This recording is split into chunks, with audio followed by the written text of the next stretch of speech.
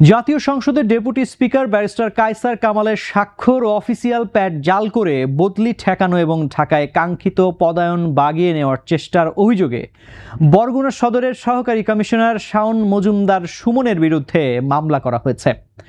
ঢাকার শেরেবাংলা নগর থানায় মামলাটি করেন জাতীয় সংসদ সচিবালয়ের গণসংযোগ উপবিভাগ 1-এর পরিচালক মোহাম্মদ মনির হোসেন। RICL TMX, যুগের পর যুগ স্থাপনা থাকে মজবুত। মামলায় বরগুনা সদরের এসিল্যান্ড শাওন মজুমদারকে প্রধান আসামি করা হয়েছে। এছাড়া এতে আরও কয়েকজন অজ্ঞাত পরিচয় ব্যক্তিকেও অভিযুক্ত করা হয়েছে। মামলার এজাহার সূত্রে জানা যায়, সরকারি কর্মকর্তা শাওন মজুমদার ডেপুটি স্পিকারের জাল স্বাক্ষর ও সংসদ সচিবালয়ের অফিসিয়াল লেটার হেড প্যাড ব্যবহার করে একটি ভুয়া আধা সরকারি পত্র তৈরি করেন। অভিযোগ অনুযায়ী তিনি এই জাল নথি ব্যবহার করে নিজের পছন্দমতো স্থানে বদলির চেষ্টা চালান। নথিপত্রে দেখা যায়, বরগুনা সদর থেকে শাওন মজুমদারকে পটুয়াখালীর রাঙাবালী উপজেলায় বদলি করা হয়েছিল।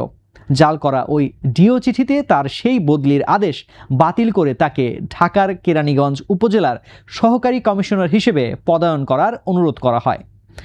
সংসদ সচিবালয় চিঠিটি পরীক্ষা করার পর পুরো বিষয়টি সামনে আসে। যাচাই বাছাই শেষে নিশ্চিত হওয়া যায় যে সংসদ সচিবালয় থেকে এমন কোনো চিঠি কখনোই ইস্যু করা হয়নি।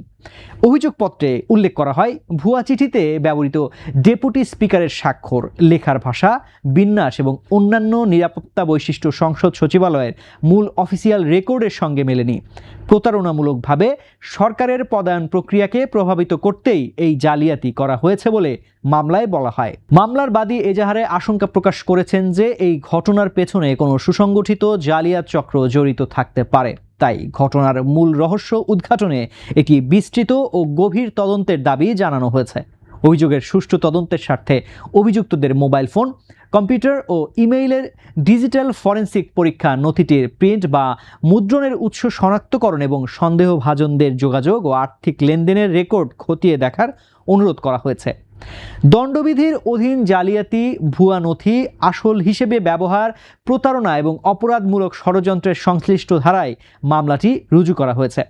মামলার এজাহারের সঙ্গে প্রমাণ হিসেবে ভুয়া চিঠিটির অনুলিপি, সংসদ সচিবালয়ের প্রকৃত লেটার হেড প্যাডের নমুনা এবং অন্যান্য প্রয়োজনীয় দস্তাবেজ জমা দিয়েছে কর্তৃপক্ষ।